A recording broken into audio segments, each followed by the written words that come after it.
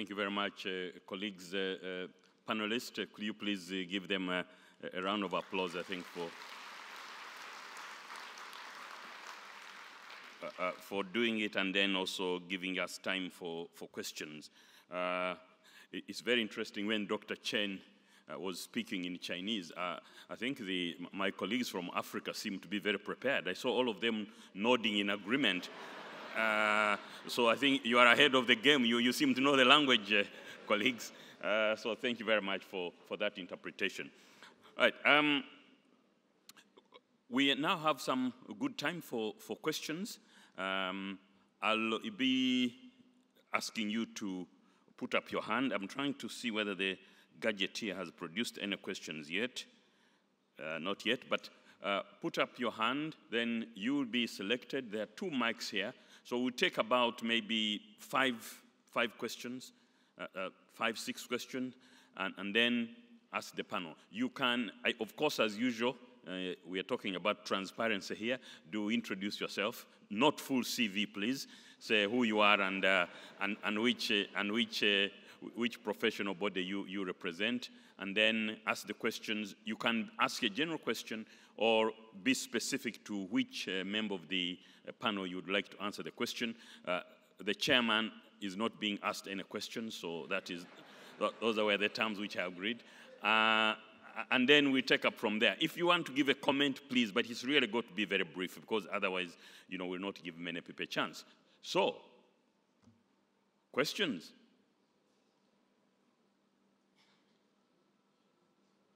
Can you? Yes, sir. Yeah, come on the back. Yep. And I'll also take another. I see another one from that side. Yeah. This is Humayun Kabir from Institute of Chartered Accountants, Bangladesh. I was listening carefully the addresses and the speakers. They are making their addresses to us. The last speaker from Thailand, he appears to be not from the accountant community.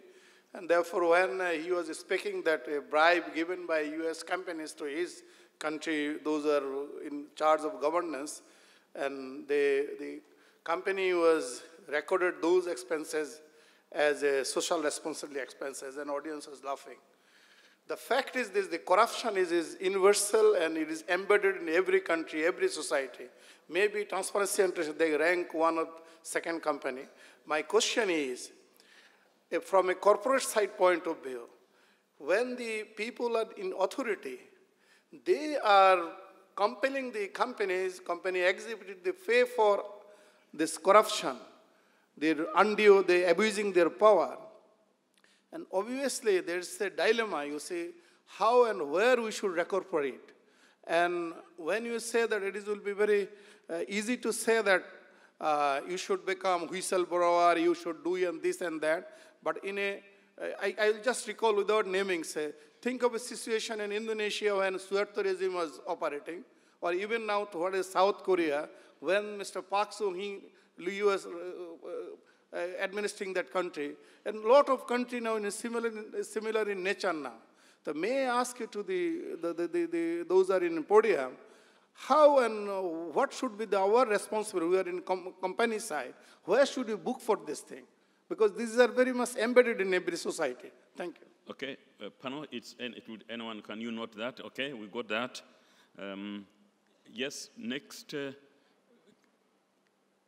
Right, there was a gentleman. There's a gentleman here. Ken, can you help? Yeah, we need to do this side as well, but let's get some people lined up there. Yeah, Honor. I happen to know the gentleman in front here, but before he introduces him, let's introduce himself. Thank you very much, Mr. Chairman. My name is Nandala Mafawe from Uganda. I'm from Institute of Certified Public Accountants of Uganda. I will allow me to ask 2 questions. The first one is about public interest. I am an accountant. The president directs me to make an illegal payment, and I make it. And if I report, I lose my job. The president of the country? The president of the not country. Not of your institute? No, not the institute. The okay. president of the country. Yeah, okay. Yeah. And the law says, if you reject a directive from the president, you commit a crime. Now I have made a payment, and I go and report, or I refuse to make a payment, and I go and report that the president is about to make an illegal payment, and I lose a job. Who will look after my family? Okay.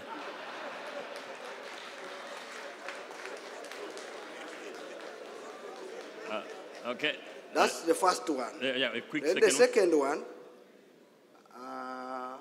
I want to ask Dr. Chen from China. I hope you are aware China is investing a lot in Africa. And according to how you spoke in Chinese, you are saying anybody who does something illegal or corruption in China is supposed to be punished. Are you aware the Chinese companies which are coming to Africa, especially Uganda, are the ones bribing, committing crime and corruption, okay. And yet China is saying, you must deal with them. What are you doing about it? Okay, thank you. Right, we've got 3 questions. In the interest of full transparency, Honorable Nandala Mafwambi is a member of parliament in Uganda, and he was leader of the opposition. He's also an accountant, so you can see the questions. All right. Okay. And then we'll go the other side, yeah? Okay. Okay, yes, madam. My name is Kalista Azogo. I'm from Nigeria.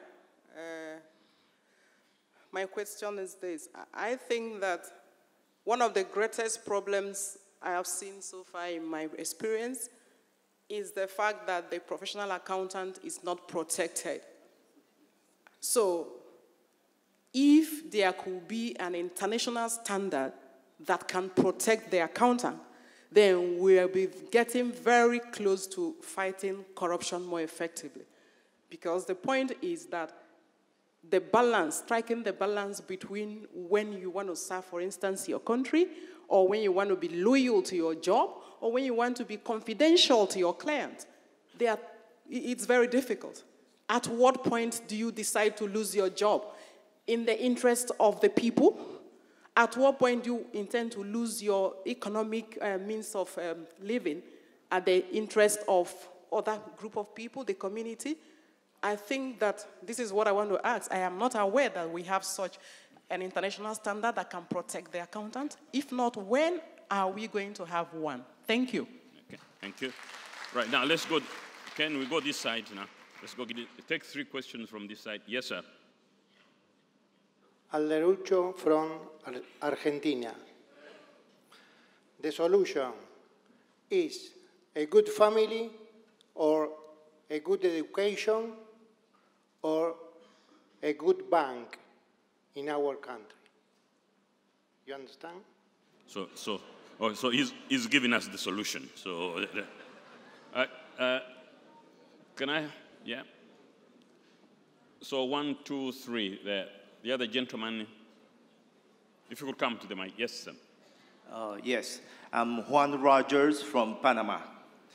I think that accountants are fighting fraud worldwide through doing forensic auditing.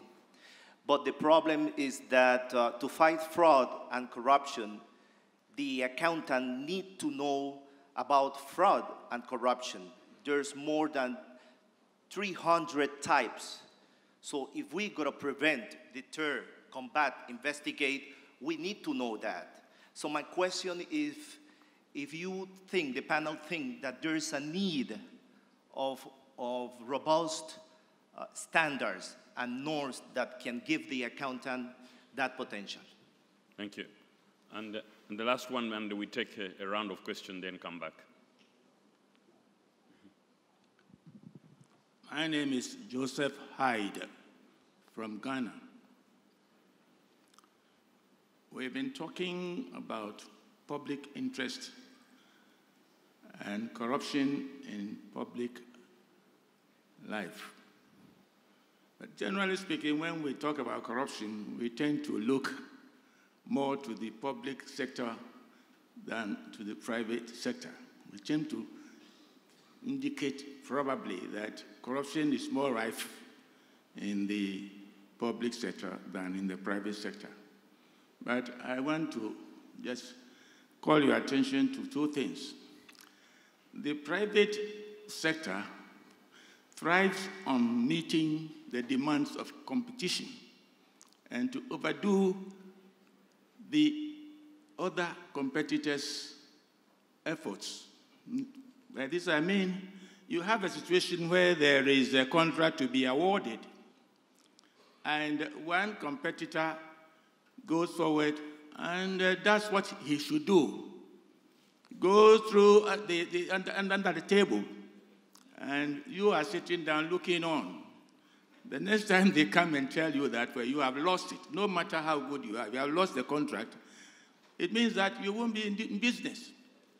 So this is not something that can easily be addressed. If you don't meet the competition, you will die. And who wants to die? You and I. So you see, when we talk about competition, we realize that most of these things come from some of the top officers in government, where they actually make demands for certain percentages and so on. In Ghana, we have something we call 10%, 15%, and so on. So before you can even put, he can even say, put his papers on the table for discussion. So Joseph, what's your comment? We give up, or do you have the... My point is simply this, that when we're talking about corruption, we should look at both sides of the coin. And see whether in doing so, the accountant's role will not be jeopardized by his unnecessary interference in what the business is used to do. That's right. Thank you. That's my point. So it's like it's a double-entry approach. Anna Marie, just that one, and then we give the panel a chance to... Okay, thank you, Shapet. My name is Ana Maria Lorrieta. I am a Brazilian accountant. And we have been following very closely the developments at the ethics board because really we agree of the importance of having a global standard on this, because today our work as an accountant has a geographic coverage that is greater than our own country. So consistency is very important. Based on the first draft, the concern we have related to the situation in those countries like in Brazil, where the accountant has a responsibility for privacy. And in our case, privacy is an obligation based on the constitution of the country. That is, any law can go against those principles. So my question is, how would we expect to overcome that special situations with the exposure draft that is under development now? And probably, if you allow me, Shapet, to have a second question is, I think that we need also to engage the other members of the financial reporting chain in order to ensure that fighting against fraud and illegal acts is covered. The accountants are not the only players in this game. We need to have everybody engaged. So I don't know if, based on the experience of the panelists here, we have some examples on how to engage them enough. Thank you. We take those questions. I'm going to first of all, Caroline, there is a question of the. If you don't mind, I may summarize. There is a question of how is the accountant protected, the question of privacy, and then we'll specifically deal with, I'll also ask there was a political question, what do you deal with directives and the challenge between you keeping your job and being sacked. And then Dr. Chen, you deal with, maybe give them a bit more on the laws and the regulation that are coming, that are being done in China to be able to both internally and externally. And then I'll ask also the professor to deal with this issue of competition and public competition and how to win business. I think I'll approach them that way. And so, Caroline, would you like to? Thank you, Japeth. And thank you for some great questions there, some very thought-provoking ones. I think from my perspective in chairing the Ethics Board's task force, the lady from Nigeria made exactly the right point, that the code's got a very important part to play, but the code can't set the legal framework in each country around the world. It can't set the regulatory framework. It can't put protections in place for individual accountants, whether they're preparing accounts, auditing them, or carrying out a different role. And that's why we've been thinking so hard about, first of all, engaging with our stakeholders to understand their views, but also thinking about what the code realistically can do and how it can do that in a way which is fair to the risks that professional accountants may well face in some parts of the world at some times, not just to their careers. It may not just be a matter of having to resign a job and lose your livelihood, but potentially in some places to your personal safety or to your family's personal safety. I think we've come to the view that there are probably two broad things the code can do. The first is to set some form of requirement for reporting or disclosing fraud and corruption when you come across it, and doing that subject to there being a safe legal framework, there being an appropriate authority that can investigate and take action, there being whistleblowing protection in place. So you have a requirement, but with opt-outs where the other parts of the framework don't exist. Or on the other hand, you do what we're exploring at the moment, which is to say you must fulfill your existing professional and legal responsibilities, you must raise it with management and those charged with governance, and then you must consider what else is necessary and possible for you to serve the public interest. I'm not sure I think there's one right answer to that, but it does seem to me those are the two options which are open, and what we're trying to do now is to test out which is most likely to have that desired effect of serving the public interest as best we can. Karen, let me just to follow up on that. How about Anna Maria asked the question of engaging other members of the financial reporting chain. On the ethics board, what type of wider consultations that go on, accountant in business, auditing, and so on? Could you? Of course. It's been very much part of what we've been trying to do over the last 12 months through our normal mechanisms like the consultative advisory group that we have, the Public Interest Oversight Board, which brings together representatives of those different interests, but particularly for this project, the 3 roundtables that we held over the summer in Hong Kong, Brussels, and Washington. Very carefully selected audience of very senior people from those backgrounds. First of all, to test out our thinking with them, but also to really explore the importance of the role that they can play and indeed have to play in their parts of the world. And I think the challenge is that everybody is starting to build that shared understanding of how difficult this is and how important it is. But getting change on this scale takes a long time, as we've seen through things like the anti-money laundering conventions that are now increasingly effective across the world, but certainly haven't solved the problem yet. It takes a long time to build that sort of response. Okay, Jim. You work in an agency of government. You might be able to help us. You know, how do you deal if you get an order from the president and so on? I'm testing. And then you can comment on the other issues which you raised. Okay, thank you. Thank you, Chairman. I want to believe that the question that the last speaker was asking was that how do you bring in other professionals in the financial reporting process other than the accountants? What we have done in our jurisdiction is that if you are in the financial reporting process, you must have a registration number from the Financial Reporting Council. And if we withdraw that number, you will not be able to work again in Nigeria. That way, we'll be able to ensure that the accountants have the protection in place, because accountants are taught to rely on the judgment of a professional. If a valuer is bringing a figure, or an actuary is bringing a figure, then the accountant needs protection. I think that's the point he was making there. Now, coming to the issue of a presidential order. Well, the president operates through a number of avenues. First, he has a security vote. There are certain payments we have to pay. They are just covered within the security vote. Can't deal with that. But far above that, coming to the point he's making, we have regulatory collaboration. It's not everything that must come from your end. You can report issues through other avenues, and that gives you some cover from other regulators. You can also ensure that there is disclosure somehow, because if you take some money out of some place, I don't know how you are going to fill it up. You cannot even go through corporate social responsibility for bribe. So you have to have a way of disclosing it, which is why professionals should support this issue of adoption of accrual basis in international public sector accounting standards.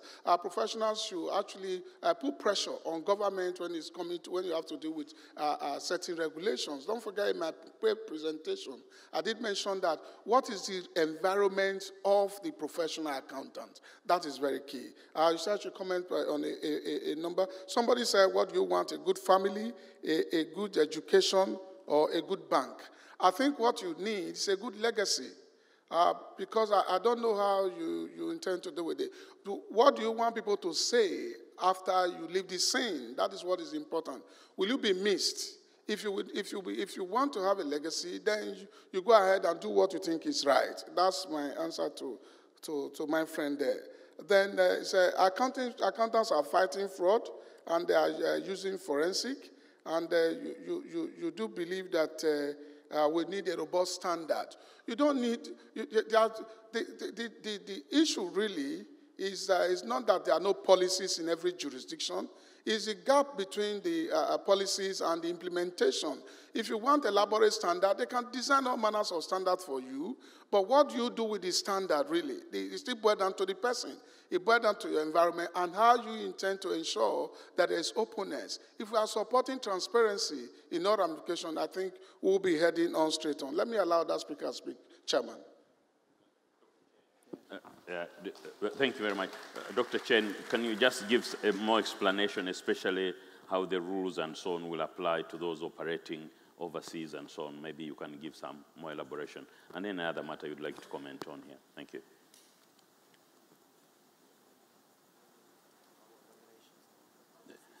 Yeah, the gentleman who said if you are toughening in China, how do those rules and the regulation, the tough ones, apply to those Chinese companies that will be operating outside China?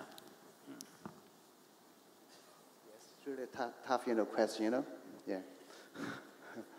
Yes, I don't think, I am the appropriate person to, answer questions like that, because I'm an accountant, so first, I like to, remind my fellow accountants in China to be cautious, with their clients, operating abroad. So, as far as rules, on financial corruption or just fraud applicable to overseas countries, we are just as in China, we are carrying out the campaign in China, at home to fight against the corruption and fraud. So those operating overseas, are just included in those, be investigated in case there's some facts it is covered. So it's really just important issue because China is just becoming a country just with capitals of outflowing bond. So it's really worth our attention to deal with such an issue. In China, we have a series of regulations under revision. It's really important and worth our consideration into such revision about the overseas operating of Chinese business. Thank you. Thank you. Professor, there is an issue, and we are lucky to have a professor here. This issue of competition, public sector, private sector, somebody said both sides, we call it double entry. I mean, you have given us fantastic case studies, So can you just help us understand how you handle that in your commission and your perspective on that? Thank you very much for that question. I think that I should address this, according to our experience in Thailand, particularly in trying to improve the public procurement system, whereby we adopt the three-pronged approach. First of all, we're trying to strengthen our regulatory requirement or regulatory measures in making sure that there will be a transparent and accountable proceedings in the government procurement. They need to disclose all the details, information that involved with the process that have been undertaken. And secondly, we work closely with the private sector by adopting the World Bank approach, the so-called collective action coalition. I think that most of us here may aware or familiar with this kind of concept, whereby it's not only few firms that should adopt the principle of trying not to support the corruption or the public fraud, but they have to work together in order to try to make sure that there will be no problem in terms of the procurement. We have the so-called integrity pact. That means all these firms, they have to make a public pledge that they won't support the any kind of corruption or bribery in joining this kind of activities. And then last but not least, we are trying to modernize our procurement regulatory requirements in order to be in line with the international norm. So those are the approach that we adopted in Thailand. Yes. Okay. Right. I think we have just two minutes to go before lunch. Maybe I would just pose one question to to the panel, and each one will have to give one word and so on. On the question is, do you see any difference in the way of accountants looking for protection in the different jurisdictions? Is, say, the emerging markets or the advanced markets, do all these the same protection, or some are better protected than others? Carol? We've thought a lot on the Ethics Board about this question of different sort of cultural expectations and different frameworks across the globe. And I think the conclusion we've come to is that the standards expected of professional accountants should be the same wherever they are, but the action they can take may well be different depending on the protections they enjoy, the effectiveness of the legal system, the general culture within which they're working. And it's why we think a more flexible response is probably going to have a better impact on the public interest than a rigid one where people don't feel able to comply because they don't have that protection. I think I do see the differences in the way accountants are looking for protection in different jurisdictions. First, the environments are different. That's a key thing.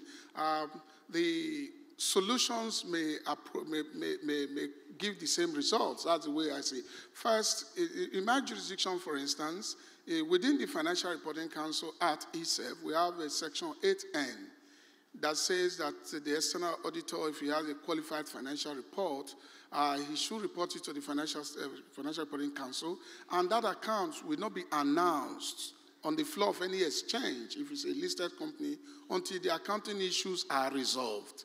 That way, that protection of the confidentiality is still there, and then you can still be able to move ahead with what you intend to do. But that's a different environment when you are looking at Sarbanes-Oxley and the approach of the Public Company Accounting Oversight Board. He's going to be stressing the external auditors themselves. Thank you. Dr. Chen, do you have anything to add on that issue? No, okay. Maybe just a few words. Yes, okay. Thank you. So in terms of the protection of the public interests, anyone, any citizens, including no matter accountants or auditors, should have the obligation to or encouraged to, blow whistles. So it is, in the practice in China or just abroad, such, whistleblowers will be, protected by unlamiting those who could choose to or could not to just, to the hearing on the court. Thank you. Yes, thank you. Under the UN Convention Against Corruption, this whistleblower protection is considered to be one of the most important issues. And I think that in every country, they need to try to